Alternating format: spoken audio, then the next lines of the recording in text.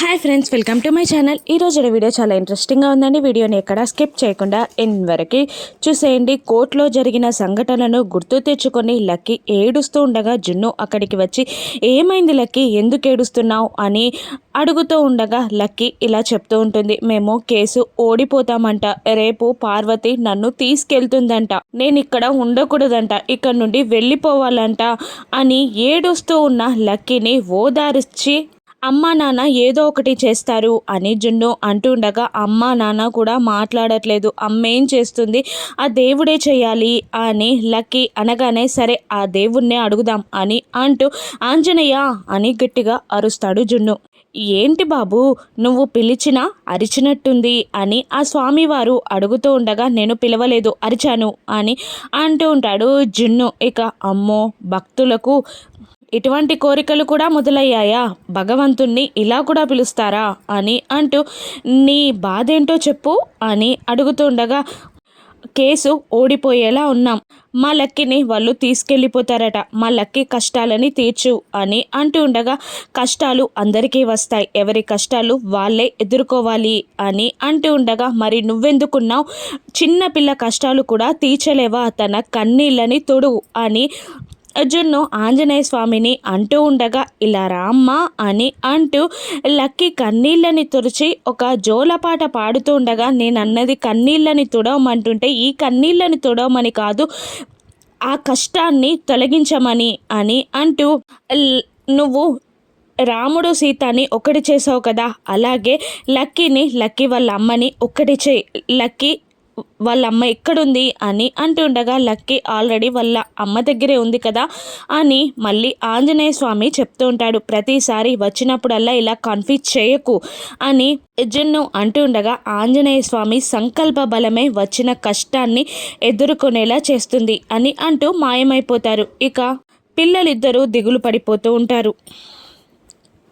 మరోవైపు లాయర్ చాణుక్య, పార్వతి, సరియు, మనీషా, దేవయాని అందరూ కలిసి నైట్ టైంలో పార్టీ ఏర్పాటు చేసుకుంటారు. అందరూ వాళ్ళకి ఇష్టమైన డ్రింక్స్ తాగుతూ ఉంటారు. ఇక ఆ అర్జున్ గాడు అనవసరంగా ఒకరోజు టైం వేస్ట్ చేశాడు, లేదంటే ఈ పార్టీకి నేను ఢిల్లీ వెళ్ళిపోయేవాడిని అని చాణుక్య అంటూ ఉండగా అది అర్జున్ తెలివి కాదు, లక్ష్మి తెలివి అని అంటూ ఉంటుంది మనీషా. ఇక ఎందుకలా అంటున్నారు అని సరియు అడుగుతుండగా లక్ష్మి అంతే, ఎప్పుడైనా లాస్ట్ మినిట్లో షాక్ ఇవ్వడం తనకు అలవాటు అని మనీషా చెప్తుండగా తనని హైప్ చేసి నన్ను డౌన్ చేస్తున్నారు మీరు అని చాణుక్య ఫీల్ అవుతూ ఉంటాడు. అప్పుడు లేదు, మేము మిమ్మల్ని అవమానించట్లేదు, లక్ష్మి గురించి తెలిసిన వాళ్ళలాగా చెప్తున్నాము, కాబట్టి తనని అంత ఈజీగా అండర్ ఎస్టిమేట్ చేయకండి, తను చాలా ఇంటెలిజెంట్, లాస్ట్ మినిట్లో తనకి అనుగుణంగా అన్నీ తిప్పేస్తుంది అని అంటూ ఉండగా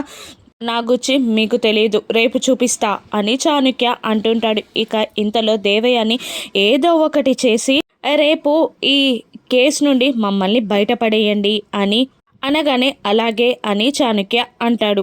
అమ్మయ్య, రేపటితో ఈ కేసు ముగిసిపోతే నా క్యారెక్టర్ కూడా ఎండ్ అవుతుంది, నాకు తలనొప్పి పోతుంది, అయినా ఆ పాపని నేనేం చేయాలి అని పార్వతి అడుగుతుండగా మాకు దానికి వేరే సెటప్ ఉంది, నువ్వు కేసు గెలిచాక పాపని తీసుకొని బయటికి వచ్చాయి, ఆ తర్వాత మేం చూసుకుంటాం, ఆ పాపని బీహార్ గ్యాంగ్కి అమ్మేస్తాం, దాంతో ఆ లక్కీ గొడవ వదిలిపోతుంది అని మనీషా అంటూ ఉండగా సరేయు మనీషా దేవయాన్లను చూస్తే చాణుక్య అమ్మో మీరేంటి అలా మాట్లాడుతున్నారు, పాపని అమ్మేస్తారా, మీరు క్రిమినల్స్ లాగా ఉన్నారే అని అంటుండగా మీరు కూడా క్రిమినల్ లాయరే కదా అని అంటూ ఉంటుంది మనీషా. నేను క్రిమినల్ లాయర్ని మాత్రమే, క్రిమినల్ని కాదు, అయినా నాకెందుకు, నా ఫీజు నాకు ఇస్తే చాలు అని చాణుక్య అనేస్తాడు. ఇక పక్కనున్న సరియు మేనేజర్ మాత్రం చిన్నపిల్లని అమ్మేస్తారా అని మనసులో బాధపడుతూ ఉండగా పార్వతి నాకు కూడా అవసరం లేదు, నా రెమ్యునేషన్ నాకు ఇస్తే చాలు అని వాళ్ళు అలా మాట్లాడుకుంటున్న టైంలోనే మిత్రా నుండి మనీషా మొబైల్కి రింగ్ అవ్వడంతో కాల్ లిఫ్ట్ చేసి మాట్లాడుతూ ఉంటుంది. ఎక్కడున్నావు అని మిత్ర అడుగుతూ ఉండగా గుళ్ళో ఉన్నాను, రేపు కేసు గెలవాలని దీపం పెడుతున్నాను అని నోటికి వచ్చిన అబద్ధాన్ని చక్కగా అల్లేస్తుంది గుడా అని సరియు టక్కున నవ్వేస్తుంది. ఇక ఆగమన్నట్టు సైగ చేసి రమ్మంటావా అని అడుగుతుంటుంది మనీష. పర్లేదు అని మిత్ర డల్గా కాల్ కట్ చేస్తాడు. ఇప్పుడు ఎందుకు ఫోన్ చేసినట్టు అని మనీష అడుగుతుండగా ఓదార్పు కోసం చేశాలే అని దేవయాని అంటూ ఉంటుంది. ఇక లక్ష్మి అలా స్టెప్స్ దిగి వస్తూ ఉండగా జయదేవ్ నందన్ ఆపి, నువ్వు మిత్ర తినలేదు, వాడికి ధైర్యం చెప్పి నువ్వు కూడా తినేయమ్మా అని అనగానే లక్ష్మి మిత్ర దగ్గరికి వెళ్ళి భోజనం చేయమంటుండగా నాకు ఆకలి లేదు అని అనేస్తాడు మిత్ర. మీతో పాటు నేను కూడా తినలేదు, భోజనం చేద్దాం, అంతేకాదు నేను మీతో మాట్లాడాలి, ఇలా భోజనం తినకుండా ఉంటే కేసు సాల్వ్ అవుతుందా అని లక్ష్మి అనగానే సరే అంటూ మిత్ర అక్కడికి వచ్చి కూర్చొని నాతో ఏం మాట్లాడాలి అని అడుగుతూ ఉండగా చెప్తాను, ఫస్ట్ భోజనం చేయండి అని అంటూ అన్నం వడ్డించి కర్రీ వడ్డించి పికిల్ అంటూ లోపలికి వెళ్ళబోతున్న లక్ష్మి చేయిని పట్టుకొని కూర్చో, నువ్వు కూడా తినలేదు కదా, లక్కీ కోసం నాకన్నా నువ్వే ఎక్కువగా పోరాడుతున్నావు, నీకు కూడా శక్తి రావాలి కదా అని అంటూ లక్ష్మికి తానే స్వయంగా వడ్డించి కబుర్లలో పెడతాడు మిత్ర. ఇక ఏంటి నువ్వు చెప్పాలి అనుకున్న విషయం అని అంటుండగా అర్జున్ గారు కూర్చి అని అంటుంది లక్ష్మి. వేరే లాయర్ని పెట్టుకుందాం అనుకున్నాం కదా అని మిత్ర అంటుండగా వద్దండి, రేపు అర్జున్ గారే వాదిస్తారంట, అంతేకాదు నా గూచి లక్కీ గూచి కొన్ని విషయాలు రేపు కోర్టులో వస్తాయంట అని అంటుండగా ఏంటవి అని మిత్ర అడుగుతూ ఉంటాడు. ఇక అవి దాచాల్సినవి కాదు, కానీ రేపు మీరు కోర్టులోనే తెలుసుకోండి అని అంటూ అలా మాట్లాడుకుంటూ వాళ్ళు డిన్నర్ చేస్తుండగా మనీషా దేవయాని వచ్చి చూసి కోపంతో రగిలిపోతూ ఉంటారు.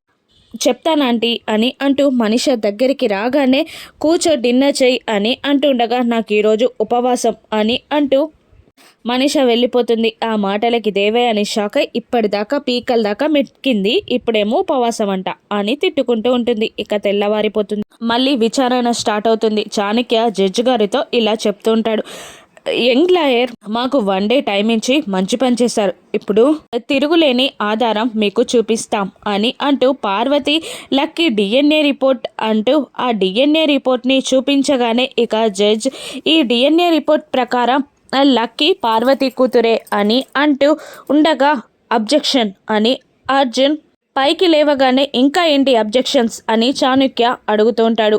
మాకు టైం కావాలన్నాం కదా, మా వాదన వినరా అని అంటూ ఆ హెడ్ నర్స్ని నేను విచారించాలి అనగానే బోన్లోకి వచ్చి నిలబడుతుంది ఆవిడ. ఆ రోజు మీరు పార్వతికి డెలివరీ చేశారా అని అంటుండగా అవును చేశాను అని చెప్తూ ఉంటుంది హెడ్ నర్స్. ఆవిడే పార్వతి అని మీకెలా తెలుసు అని అంటుండగా పేరు వయసు అన్నీ నమోదై ఉన్నాయి అల్లా అని హెడ్ నర్స్ చెప్తూ ఉంటుంది. ఇంకా ఎవరికి డెలివరీ చేయలేదా మీరు అని అర్జున్ అడుగుతుండగా చేశాం అంటూ లక్ష్మిని కూడా చూపిస్తూ ఉంటుంది. అర్జున్ లక్ష్మిని మిత్ర గారిని కూడా విచారించాలి అనగానే సరే అంటూ లక్ష్మీ మిత్ర బోన్లోకి రాబోతూ ఉంటారు. ఇప్పుడు లక్ష్మీ మిత్ర కన్న కూతురు అన్న విషయం బయటపడుతుందా? రాను ఎపిసోడ్స్లో చూద్దాం. Thank you for watching.